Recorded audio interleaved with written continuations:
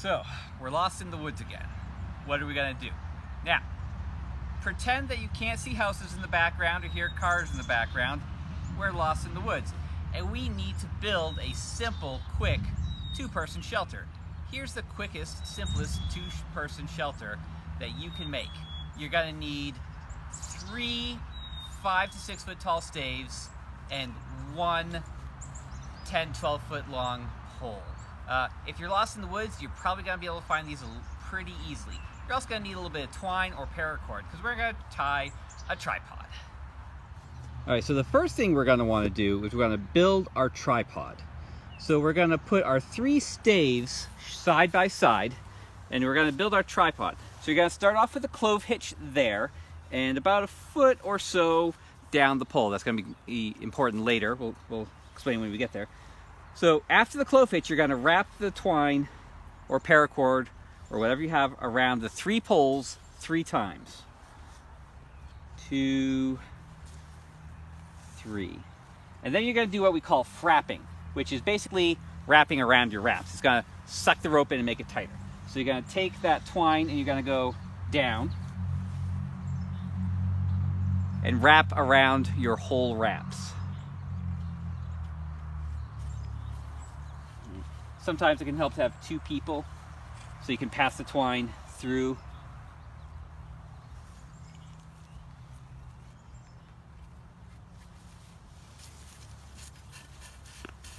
Two fraps.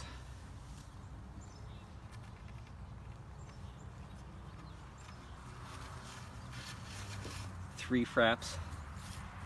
So we did 3 fraps on that side. Now we're going to do 3 fraps on the other side. All right, so take it, push it through. Oh, push it, push it, push it.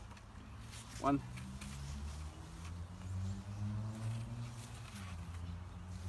Take it. Frap it. Push it through, push it through. 2. And 1 more time. 3. All right, and then you end it with a second clove hitch on that pole. Now, I like to put my 3 staves side by side like this. Some people like to put the middle stave so it's flipped around and facing the other way. You can do it either way. I just happen to like this way better. It works better for me, but whatever works best for you.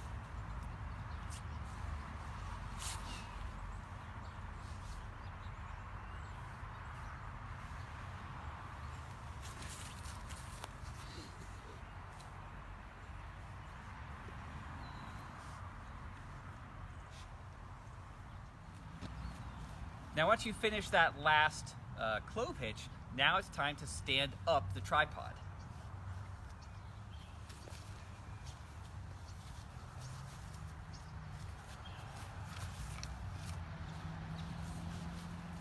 You stand up the tripod like this. You want to make it nice and wide, like this. And when you spread those legs out, that knot's going to tighten up even more. So you got to be careful not to tighten it too tight when you're first tying it. If you have a little extra twine like this at the end, that's okay. It can actually be a good thing. Next thing you're going to do is you're going to take your long pole and put it over the top like that. And that's where this extra piece of twine can be nice. You can secure this, wrap it around a few times, and tie it off with another clove hitch. I like clove hitches. They're nice and tight. Now that's gonna go nowhere, right? Now you need something to cover this. You can use branches and ferns to make a covering, or if you have a tarp, you can use a tarp.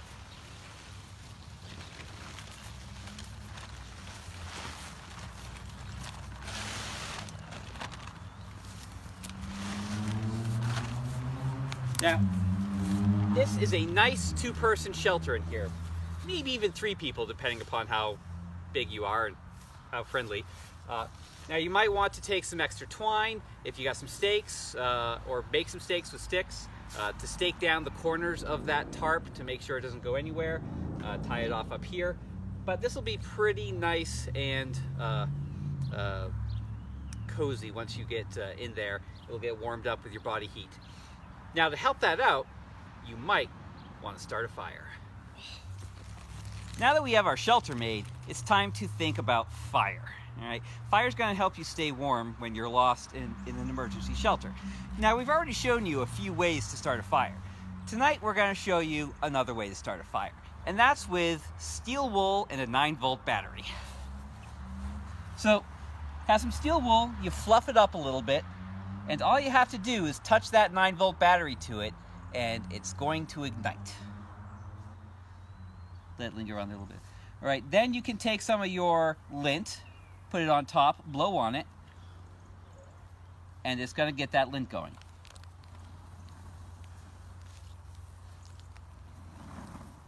Just like that. And once you've got that going, you can start adding your twigs and your larger twigs and fuel wood and have a nice warm fire. If you put it at a safe distance but right in front of your shelter, that heat is going to radiate back into that shelter and help keep you warm while you're spending the night in there.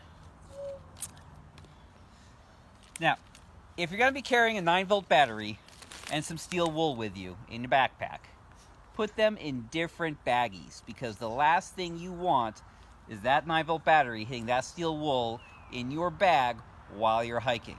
So make sure you're safe with that. Okay. So that's one way to help you build a nice, dry, warm shelter if you ever happen to get lost in the woods or just want to do it for fun. All right. Go ahead and try this in your own backyards. You only need a few simple supplies, and you can have a little bit of fun with it. If nothing else, you've made a fort. Have a good night. Make sure you always have a buddy.